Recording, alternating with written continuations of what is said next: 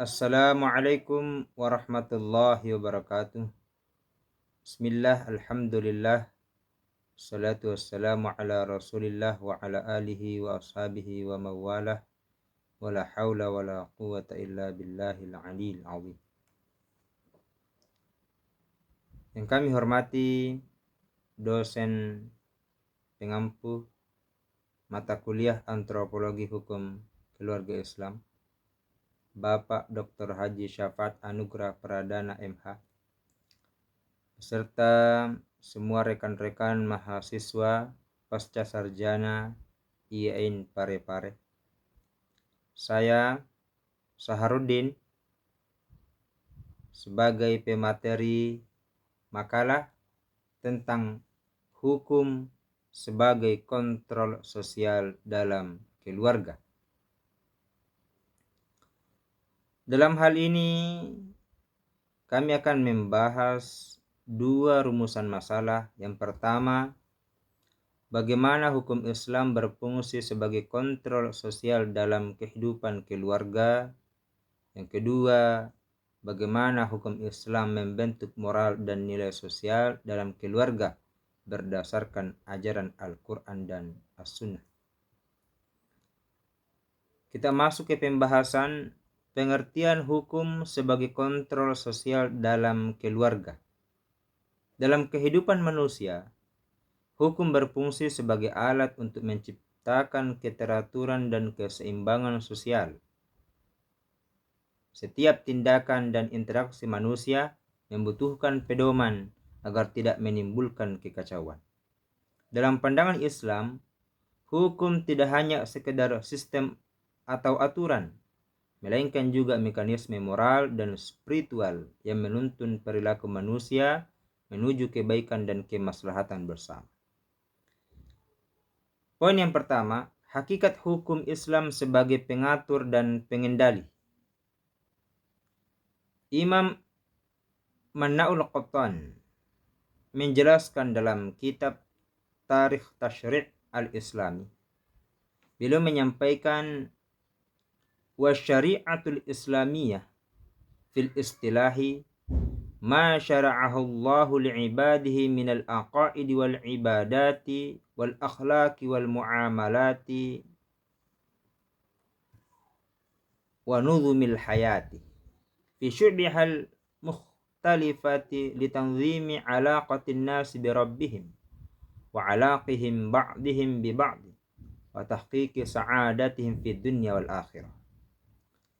Syariat Islam menurut istilah ialah aturan-aturan yang disyariatkan oleh Allah Subhanahu wa Ta'ala bagi hamba-hambanya yang mencakup akidah, ibadah, akhlak, muamalah, dan sistem kehidupan dalam berbagai cabangnya, guna untuk mengatur hubungan manusia dengan Tuhannya serta hubungan sesama mereka demi terwujudnya kebahagiaan dunia dan akhirat. Dari definisi ini dapat dipahami bahwa hukum Islam memiliki dimensi yang sangat luas.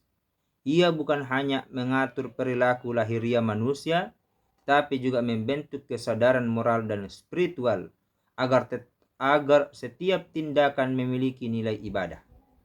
Hukum Islam bukan sekedar instrumen legal, tetapi juga sarana edukatif yang berfungsi mencegah penyimpangan sosial dan moral. Dalam konteks keluarga, peran hukum sebagai kontrol sosial sangat penting karena keluarga adalah unit terkecil dalam masyarakat. Jika kehidupan keluarga teratur, maka masyarakat luas pun akan teratur. Kita masuk pembahasan berikutnya, penerapan hukum sebagai kontrol sosial dalam keluarga. Hukum sebagai kontrol sosial dalam keluarga dapat dipahami melalui dua dimensi utama, yaitu tanggung jawab orang tua terhadap anak dan kewajiban anak terhadap orang tua.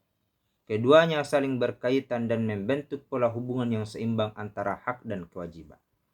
Pertama, kewajiban orang tua. Orang tua memegang posisi yang sangat penting dalam sistem kontrol sosial keluarga. Mereka tidak hanya berfungsi sebagai penyedia kebutuhan fisik, tetapi juga sebagai pendidik moral dan spiritual bagi anak. Rasulullah Shallallahu Alaihi Wasallam menegaskan dalam sabdanya, kullukum ra'in wa kullukum mas'ulun an ra'iyatihi. Setiap kalian adalah pemimpin dan setiap kalian akan dimintai pertanggungjawaban atas kepemimpinannya.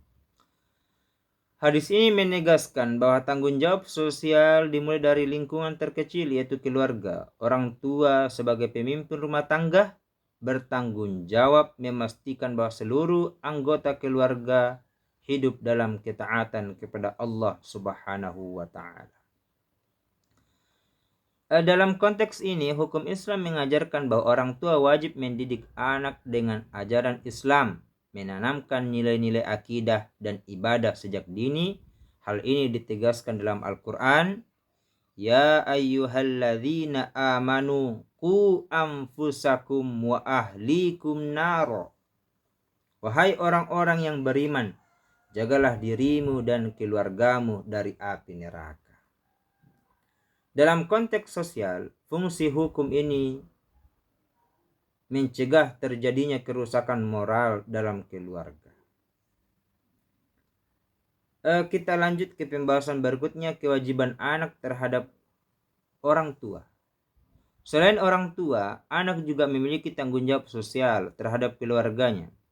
Dalam Islam, ketaatan dan penghormatan kepada orang tua merupakan bagian dari kepatuhan kepada Allah Subhanahu wa Ta'ala.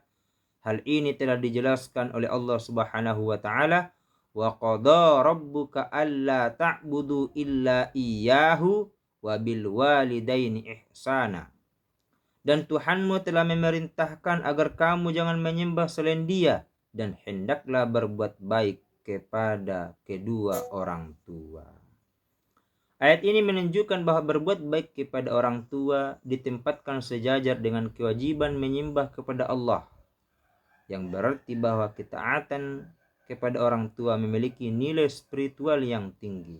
Dengan menghormati orang tua, anak belajar disiplin sosial, rasa syukur, dan tanggung jawab moral. Rasulullah Shallallahu Alaihi Wasallam juga menyampaikan, ridallahi fi ridal walidaini wa sakhatullahi fi sakhatil walidaini. Keridhaan Allah tergantung pada keridhaan orang tua, tergantung kepada keridhaan kedua orang tua, dan kemurkaan Allah tergantung pada kemurkaan kedua orang tua. Kita lanjut kepada pembahasan berikutnya, hukum Islam sebagai pembentuk moral dan nilai sosial dalam keluarga. Hukum Islam memiliki peranan yang sangat penting dalam membentuk moralitas dan nilai-nilai sosial di tengah kehidupan manusia, terutama dalam lingkup keluarga. Keluarga dalam pandangan Islam bukan hanya tempat berkumpulnya individu yang terikat oleh hubungan darah atau pernikahan, tapi juga merupakan lembaga pendidikan pertama dan utama yang menanamkan nilai-nilai keimanan, akhlak, dan tanggung jawab sosial. Kita masuk ke pembahasan pertama, landasan Al-Quran tentang pembentukan moral keluarga. Dijelaskan dalam Al-Quran, surah Al-Furqan, ayat 74. Walladzina yaquluna rabbana hab lana min azwajina wa dhurriyyatina qurrata a'yun waj'alna lil muttaqina imama. Dan orang-orang yang berkata, ya Tuhan kami, anugerahkanlah kepada kami istri-istri kami dan keturunan kami sebagai penyenang hati kami, dan jadikanlah kami pemimpin orang-orang yang bertakwa. Ayat ini menegaskan bahwa kebahagiaan keluarga dalam Islam tidak hanya diukur dari harta dan kedudukan, tapi dari akhlak dan ketakwaan. Seorang suami dan istri yang beriman akan menjadikan rumah tangga mereka sebagai tempat lahirnya nilai-nilai kejujuran, kesabaran, dan kasih sayang, serta tanggung jawab. Kemudian dijelaskan juga bahwa Di dalam Al-Quran dijelaskan bagaimana contoh penekanan nasihat orang tua terhadap anaknya. Wa idh qala Luqmanu libnihi wa huwa ya'idhuhu ya bunayya la tusyrik billahi inna syirka la zulmun azim. Dan ingatlah ketika Luqman berkata kepada anaknya, ketika dia memberi pelajaran kepada anaknya, wahai anakku, janganlah engkau mempersekutukan Allah. Sesungguhnya mempersekutukan Allah adalah benar-benar kezaliman yang besar. Di ayat yang lain juga disampaikan, wawasainal insana biwalidayhi hamalathu ummuhu wahnan ala wahnin wa fisaluhu fi amaini anishkur li wa liwalidayka ilayyal masir.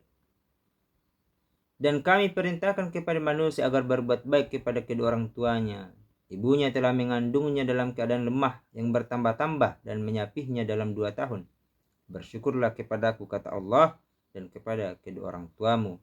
Hanya kepadaku engkau kembali. Kedua ayat ini menunjukkan bahwa moral keluarga dalam Islam dimulai dari tauhid dan akhlak. Pendidikan moral anak tidak hanya tentang sopan santun, tetapi juga kesadaran mengenal Allah dan menghindari kesyirikan. Dengan demikian, Al-Quran juga menyampaikan bagaimana caranya kelembutan, keteladanan, dan cinta di dalam keluarga, bukan dengan kekerasan. Dengan demikian Al-Quran juga menjadikan keluarga sebagai pusat pembinaan nilai spiritual dan moral sosial, tempat di mana cinta dan penghormatan terhadap kedua orang tua, kejujuran serta tanggung jawab ditanamkan sejak dini. Pembahasan berikutnya tentang hadis tentang moral dan nilai sosial dalam keluarga. Hadis yang disampaikan oleh Rasulullah sallallahu alaihi wasallam, inna min akmalil mu'minina imanan ahsanuhum khuluqa wa khiyarukum linisaihim. Sesungguhnya orang mukmin yang paling sempurna imannya adalah yang paling baik akhlaknya, dan sebaik-baik kalian adalah yang paling baik terhadap istrinya. Hadis ini menegaskan bahwa ukuran keimanan seorang tidak hanya diukur dari ibadah spiritual, tapi juga dari kemuliaan akhlak terhadap keluarga. Akhlak yang baik mencerminkan keimanan yang mendalam, sementara sikap kasar dan lalai terhadap keluarga menunjukkan lemahnya moralitas. Kemudian hukum Islam dan pembentukan etika sosial dalam keluarga. Hukum Islam membentuk moral dan nilai sosial keluarga melalui prinsip pendidikan moral, pemberian ilmu, dan pembinaan akhlak. Ketiga prinsip ini diterapkan dalam keluarga dengan cara saling menghormati, menjaga hak dan kewajiban, serta menumbuhkan tanggung jawab sosial. Dapat dipahami bahwa hukum Islam berperan sebagai pembentuk moral dan nilai sosial dalam keluarga melalui bimbingan Al-Quran dan As-Sunnah. Ini dasar di dalam menanamkan nilai kasih sayang, tanggung jawab, keadilan, dan keteladanan yang berawal dari lingkungan keluarga, lalu menyebar menjadi nilai sosial dalam masyarakat. Dengan demikian, keluarga yang berpegang pada hukum Islam akan menjadi pilar utama terbentuknya masyarakat yang beradab, harmonis, dan memiliki iman yang kuat. Sebagai kesimpulan, hukum Islam memiliki fungsi yang sangat penting dalam kehidupan manusia, terutama dalam membentuk keteraturan dan keseimbangan sosial di lingkungan keluarga. Sebagai kontrol sosial, hukum Islam berperan mengarahkan dan mengendalikan perilaku setiap anggota keluarga agar tetap sesuai dengan nilai-nilai syariat. Demikian penyampaian kami tentang tugas makalah dari dosen pengampu dalam pembahasan hukum sebagai kontrol sosial dalam keluarga, dengan hukum syariat sebagai kontrol sosial dalam keluarga, maka setiap keluarga akan menjalankan fungsi masing-masing. Bagaimana orang tua mendidik dan mengarahkan anaknya, suami bagaimana mengarahkan istri dan anaknya, dan bagaimana anak berbakti kepada kedua orang tuanya. Sekian dari kami, kurang lebihnya mohon dimaafkan. Allahumma fiqh. Assalamualaikum warahmatullahi wabarakatuh.